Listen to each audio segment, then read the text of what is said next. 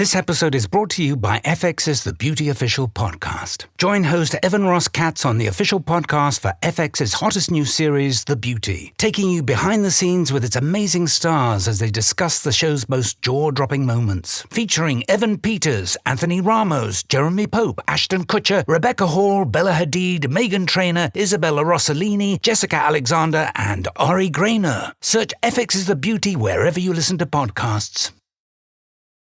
Kaylee Cuoco and Sam Claflin star in the MGM Plus original series, Vanished. When the man Alice loves disappears on a train to the south of France, every romantic memory becomes evidence. Every intimate detail, a potential threat.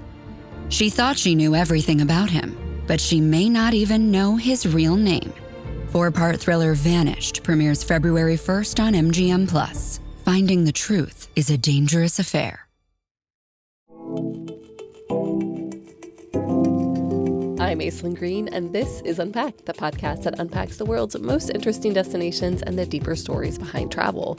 This month, we're diving into Afara's annual Where to Go list, and this year's list is a little different because in 2026, we want to lessen the burden on over-touristed destinations and help expand visitation to other parts of the world. And that's why our editors carefully selected 24 emerging regions and overlooked cities that I promise will inspire you to start planning your next great adventure. We released the full list on December 4th, and on Unpacked over the next 2 months, we're going to be exploring 15 of those destinations by talking with the writers who traveled to and shared our favorite new places.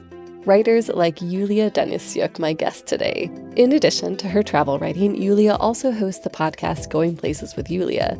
And this past summer, she traveled to Rabat, the capital of Morocco. She went for Mawazine, Africa's largest music festival, which takes place every June and basically turns Rabat into this huge open-air festival. It sounds amazing.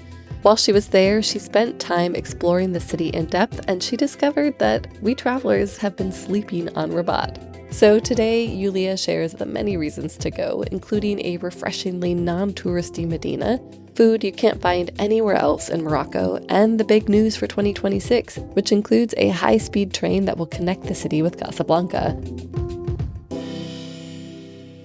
Yulia, welcome to Unpacked, and thank you so much for introducing us to Rabat because it's not a city we talk about enough. So what brought you there? Exactly. And that's actually exactly why I wanted to see Rabat. So I'm familiar with Morocco. It's been coming for years, but never made it to the capital, actually, to Rabat. And this June, I went there to attend the Mawazine Festival, which is the largest music festival in Africa. Wow.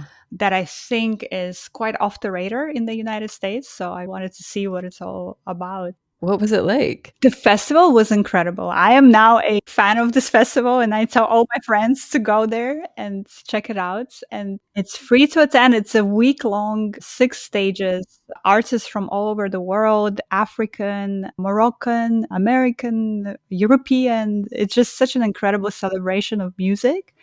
The city of Rabat is the stage to the festival, and it's just such a wonderful experience. Yeah. And so did that festival provide like a lens, a way for you to explore the city then? It was what drew me to the city initially. All the concerts start around sunset time, which is by itself so magical. And then you have the whole day to sort of see what the city is about and to explore, which I think is really smart on behalf of, the city of Morocco to host this festival, to have this draw to the city. Why should people travel to Rabat, aside from the festival, which sounds phenomenal? I think Rabat has called the capital effect, and you can see that in other countries around the world. Think of Ankara versus Istanbul. I'm from Kazakhstan. We have Almaty, which is the biggest city in the country, and the capital, Astana, gets overlooked. And so I think it's the same in Rabat. It was the capital. It was kind of the bureaucratic center, but not really a cultural center like Marrakech, like Tangier and some other places. But I think that's starting to change because the city wants to be known on the international stage more. And there's a lot of interesting developments that are happening in the city next year. What are the ones that really stood out to you? Well, so there is a much anticipated talk about the Museum of African Culture and the Museum of Archaeology happening next year. And those, there's not that many details yet, but those are set to be some of the biggest cultural institutions in the country. Then also starting in April, the city will be the book capital of the world by UNESCO. So, for someone who loves reading and writing like me, it's very exciting. There's going to be a lot of events, a lot of publishers in the city. There is a book culture in the city. There's people that you can find inside the Medina who sell books, like Mohammed Aziz. He's a very famous bookseller in the city. And you can come and talk to him. He's read thousands and thousands of books and he's eager to talk to you about them. So it's quite fascinating. In terms of its history, kind of what transformed it into such a literary city? If you think of sort of the big cities that capture our imagination when it comes to Morocco, it's Marrakech, right? It's Fez, it's these imperial cities. How Rabat differs from those cities is that it's on the Atlantic coast. Traditionally, it has been a port city that, starting from the Phoenicians to the Romans and to the Islamic dynasties, they all used that city as a port to connect with other places on the continent. It's laid back, less frenzied than Marrakech, quite chill. It's a very green city as well, which is also not something that you think of when you think of Morocco. Different vibe than more popular cities in the country. Yeah, that is so interesting. I always think of port cities as kind of a place for humanity to kind of move through. So you get this diversity of ideas and people and foods and cultures. Do you feel like Rabat has that sense too? Yes. One of the coolest things in the city is Cella, and it's this Roman settlement that's been there since I think the first century.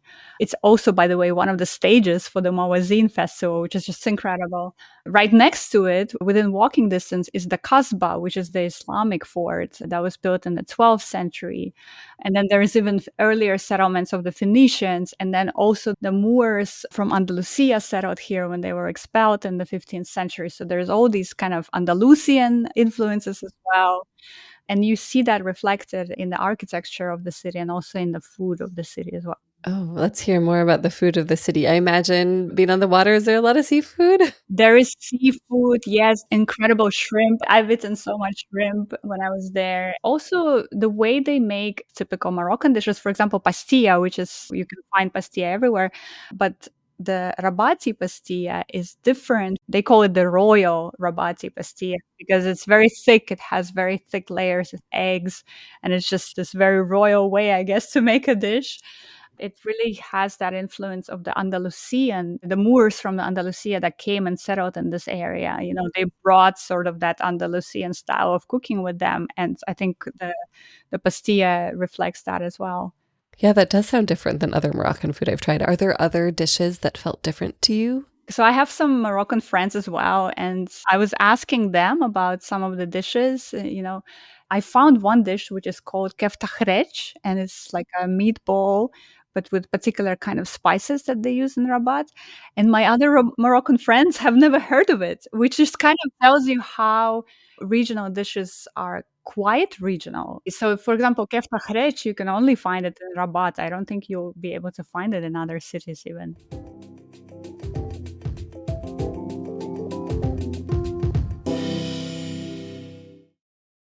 I had that dream again. My small business needs to hire, but I don't use LinkedIn and I hire wrong. So our orders get all backed up. We're drowning in paperwork, then actually drowning. Carol is fighting off sharks with a stapler and pirates are pillaging the office copier and then I wake up. Don't let hiring nightmares ruin your dreams. LinkedIn Jobs' new AI assistant goes beyond the resume, using unique insights to deliver a smarter shortlist. Post your job for free at linkedin.com/quality. Start hiring today with LinkedIn.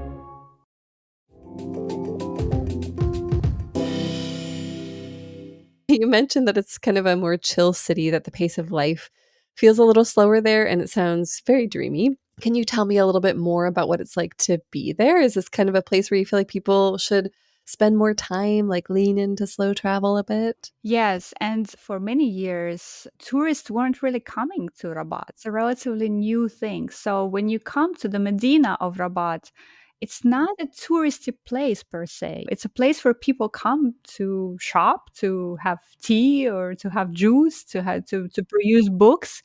So it felt to me like really a place where I can come and see how people live. As opposed to Marrakech, for example, because the Medina of Marrakech that we all love is a touristy spot, right? It's geared towards tourists. And so I really felt like in Rabat, I could just come and talk to people. And it was more I would say natural probably interaction between people, which I absolutely loved. Because that's what I travel for. I travel for those kind of real interactions with people. So we've talked about the fact that Rabat is a port city, but it's interesting to me that it's surrounded by both ocean and river. So how did you find that this shaped the city, and what were your favorite ways of exploring the site of Rabat? When I was there, it was summertime, end of June, when the festival typically happens. It was hot. Morocco is hot in summer.